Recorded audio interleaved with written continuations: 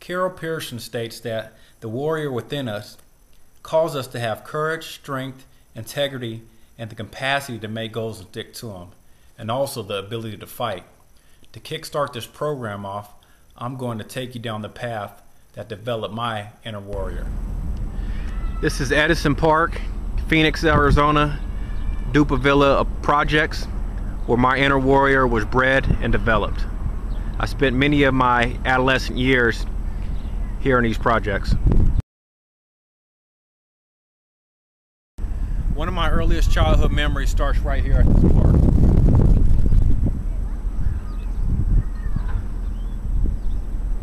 I was playing out here one afternoon when an older kid came up to me and tried to start a fight with me. He pushed me and called me some names, but I refused to fight the kid. I actually ran home to my apartment, which was located just over there. When I got home, my mother took off her belt and she gave me a spanking.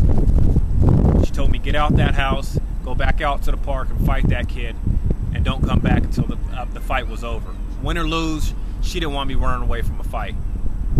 Years later, I talked to her about the incident, and what she told me was, in this neighborhood, you couldn't be soft. If you were soft, you're going to get bullied, or you might be a victim to this neighborhood, and a victim to poverty. So that was her way of developing my inner warrior. Could have been taught a better way, but that was the only way she knew how to teach me how to survive out here in these streets. This is the Dupaville projects, the neighborhood that I grew up in. That's actually my old apartment right there. In this neighborhood, because of the crime rates and the poverty that surrounds it, you have to be strong-willed, or else you can be a victim to this neighborhood and the drugs, whether it's be pushing drugs, selling drugs, or a drug addict.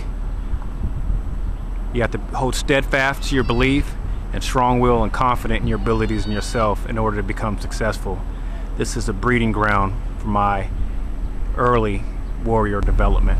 This is Edison Elementary School.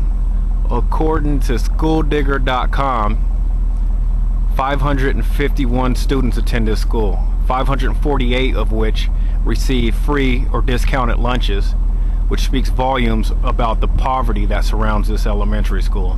This is an elementary school I attended at an early age. An attempt to cut down on crime.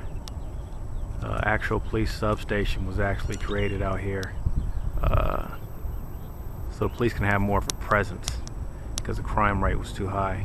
The gang activity was too much out here.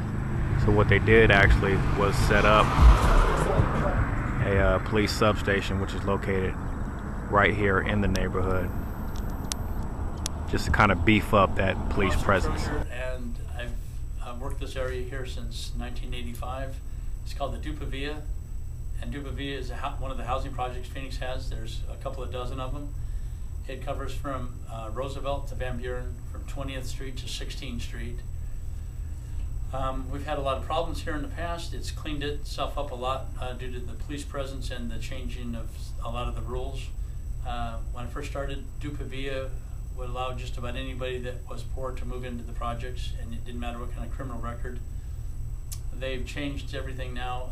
If you have a criminal record and you or have been found guilty of any kind of felony crime, then you get booted out of the project and you're not allowed to move into any of the other projects, like the Sidney P. Osborne, which is across the street.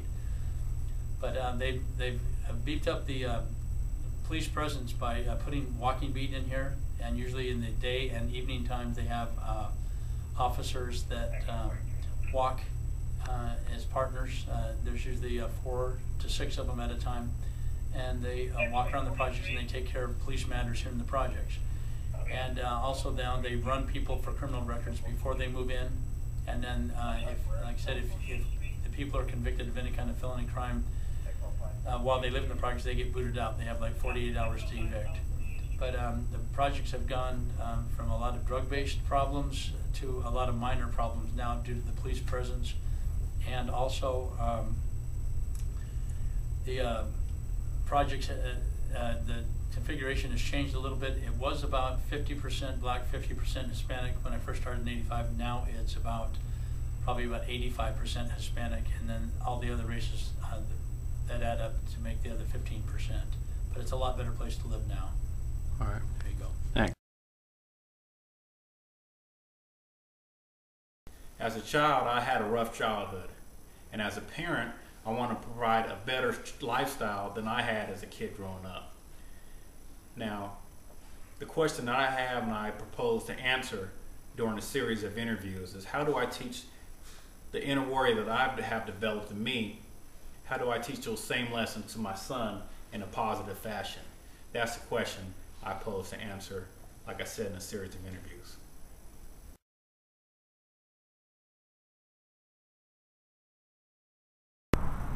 My inner warrior was developed through watching my father go through a lot of life-threatening health issues. Throughout all this time that he was going through these different things, he still maintained a positive attitude. He was still focused on raising his family and teaching me how to be a great father and a great man. I was in gymnastics since I was 4 years old, and we were taught, when you fall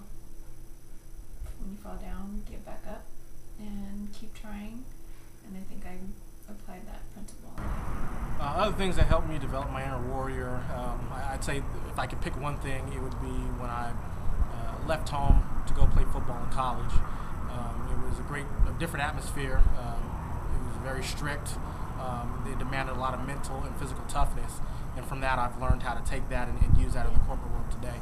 Through extracurricular activities that are challenging and Well, with my daughter, what I want to do is put her in controlled environments. I want her to learn certain aspects of being mentally and physically tough, how to handle herself in certain situations, and I feel like if I can put her in situations where I can still have it controlled from a distance, it'll give her the opportunity to make decisions on her own without having the guidance of me right there all the time, because it's not always going to be like that in her life.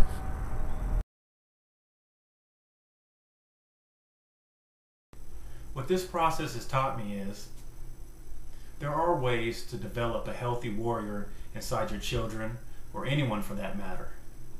As I continue to live my life, I will take forth with me positive challenges, positive reinforcement, competitive sports, things of that nature. I'm going to use positive activities that are challenging to challenge my son and develop his inner warrior as well as mine. Thank you for your time.